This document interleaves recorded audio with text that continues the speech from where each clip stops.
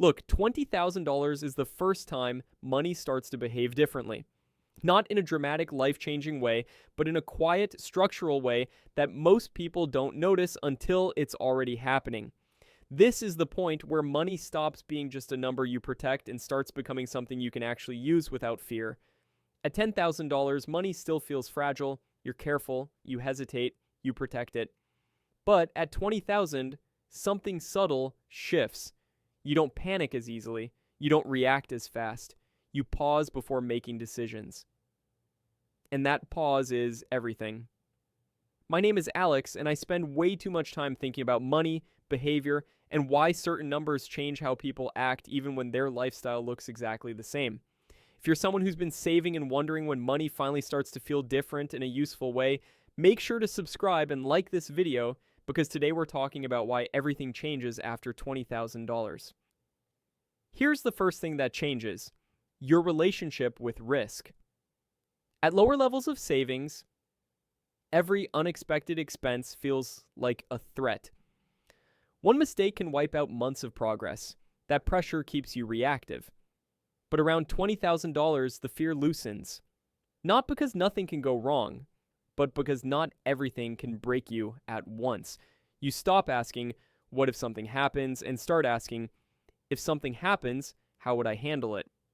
That shift from fear to planning is the beginning of control. It's not confidence, it's optionality. This is also the stage where money starts to buy time. Not freedom, not luxury, but time. Time to think. Time to respond instead of react. Time to say no. And time is the most underrated form of wealth. Here's what most people don't realize. At $20,000, money doesn't make you richer, it makes you calmer. And calm changes behavior more than income ever does. Calm people make better decisions. Calm people wait. Calm people don't rush into bad trades, bad purchases, or bad commitments just to escape stress. This is why everything changes even though nothing looks different. Your rent didn't drop, your lifestyle didn't upgrade, your income might be the same. But internally, the pressure is lower. And lower pressure means clearer thinking. Another important shift happens here. You stop seeing money only as protection and start seeing it as positioning. At $10,000, you guard your savings. At $20,000, you start asking where it should live, what it should do, and how liquid it needs to be. You begin to think in layers: emergency buffer, opportunity buffer, long-term capital. Even if you don't use those exact words, your behavior starts reflecting that structure. And structure is what separates savers from builders. This is also where discipline quietly becomes easier, not because you suddenly have more willpower, but because decisions cost less energy. When money is tight, every choice feels heavy. When you have margin, you don't negotiate with yourself as much. You don't justify bad decisions just to feel relief. At this stage, money finally starts reducing cognitive load. You're not constantly calculating worst-case scenarios in the background. And when mental bandwidth opens up, people often mistake that for confidence, but it's not confidence, it's relief. Now you might be thinking, 20,000 still doesn't sound like that much. And objectively, you're right. It's not enough to change your life. But it's enough to change how you experience decisions. And that's the difference most people miss. Here's a simple way to think about it. At $10,000, you're still close to zero. At $20,000, you're far enough away that mistakes don't instantly pull you back. Distance from zero matters more than the number itself.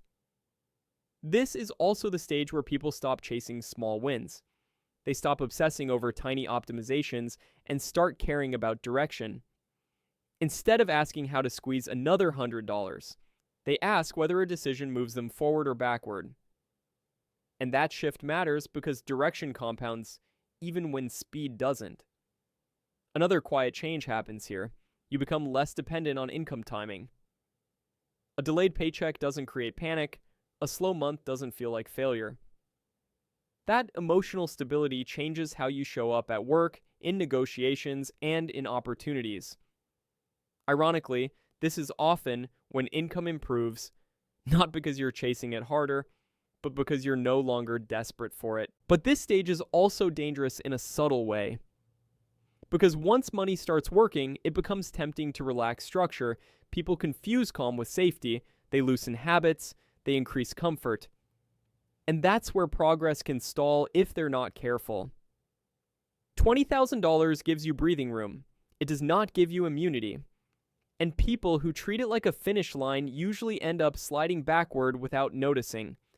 This is why the people who actually move forward at this stage do one specific thing differently. They protect margin instead of spending confidence. They use money to reduce dependence, not increase lifestyle. They don't upgrade their life. They upgrade their options. Here's the quiet truth. Everything changes after $20,000, not because the money is large, but because it creates space. Space between you and panic. Space between you and bad decisions. Space between effort and outcome. And once that space exists, money starts behaving differently. It stops being reactive, it starts being strategic. But this stage is temporary, because once you keep building, money will eventually feel heavy again. Obligations grow, stakes rise, and pressure returns in a new form. That's what happens around 50,000, and that's a completely different problem.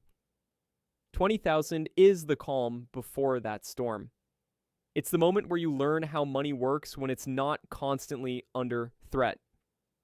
If you're at this stage right now and things feel quieter, steadier, less dramatic, that's not boredom. That's progress. It means money is finally doing its job instead of demanding your attention. This is the stage where money stops shouting and starts listening.